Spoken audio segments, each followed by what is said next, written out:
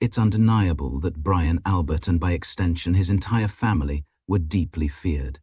For a time they managed to contain the whispers, silencing doubt through intimidation and bullying, which is why it must have come as such a shock when a voice emerged, loud, fearless and impossible to silence, saying things that no one else dared to say in public. John O'Keefe was murdered by Brian Albert and by Colin Albert and that freaking dog and every other single person in that house. Here was a new species of journalist, a hybrid of the old-school reporter who chases the story wherever it leads, but with a massive social media following and fiercely loyal audience behind him, immune to every weapon in their arsenal, and they had no idea how to stop him. He was everything they were not: charismatic, entertaining, a great speaker, and instantly likable. If there's one point that's been lost in this story, it's just how unafraid Aidan Kearney was to speak out against the Alberts. He did what no one else dared to do.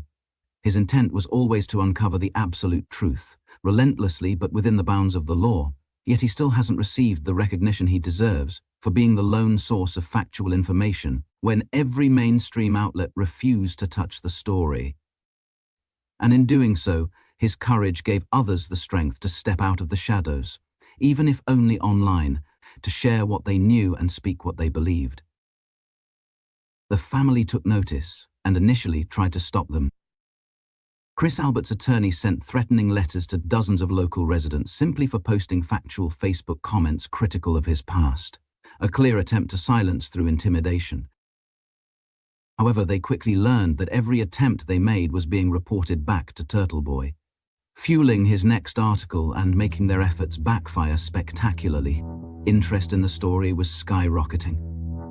McAlbert ally and subordinate Chief Rafferty quickly stepped in, going to bat for them in an attempt to throw water on the theory that John was killed inside the house. Grateful that these final words I have will be memorialized on camera.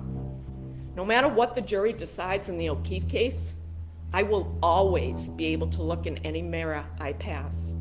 My children will always be able to view me as a person of integrity, and I will always be able to look the O'Keefe family members in their eyes, because there is absolutely no evidence of a cover-up in the tragic death of John O'Keefe. It's exactly statements like this that helped cover up the truth. The irony. So, when the next wave of letters went out, targeting the town's most outspoken residents, this time they were sent anonymously and included true threats. But the accusations and threats by an anonymous sender that threatened to hurt me, my family, and people we know made me swear to people I love that I was going to step back from this microphone even when it opens up again. But I find myself here because I still believe in the democratic process and in talking through issues face to face, even when we're shaking and really, really scared, rather than threatening people behind closed doors. Uniformly, the harassers are McCabe and Albert supporters with fake accounts they wrongly, very wrongly, think can't be traced. I was harassed by an Albert supporter who brought my dead father into it. My dead father, a World War II combat hero. I am one of the 4 people, as you know, because the letter was forwarded to you, that received the intimidating letter in the mail. And I'm not going to give that letter any credence. It was written by a few people, clearly, and it had lies in it. And some of the things that were in there, and I want you to know, is that they said to us, you have chosen to insert yourself into an unimaginable situation. Why would any of you want to do this is beyond us. There are just a few facts people eagerly shared, and these were the lies that they told about us and our family. The authors of the letters included paragraphs of salacious lies about each recipient, including their families, threatening to spread them unless they stopped speaking out about the case, also known as blackmail. There's a section, I'm not even going to give that any credence because it's made up. Imagine a deep dive. This is to quiet us. Imagine a deep dive of family, friends, extended families, neighbors, and coworkers. We will make sure they know this is curiosity of you. Fact or fiction, it sticks forever on the internet. At the next meeting, Jen McCabe's older sister responded to the threats made against Karen Reed supporters in the letters. Matt and Jen also attended.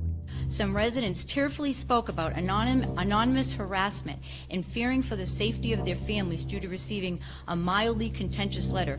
Have you been blind to the constant, vicious, hateful, abusive posts, letters, memes, messages, calls, visits, name-calling, and profanity that has been directed at my family and friends for the past 8 months on social media? Unsurprisingly, she draws a flawed comparison to her own family, ignoring the fact that the 4 Karen Read supporters were threatened for simply demanding Chris Albert's resignation.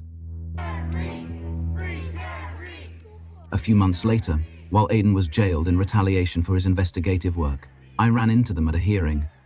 Jen made sure to let me know she knew who I was. Hi.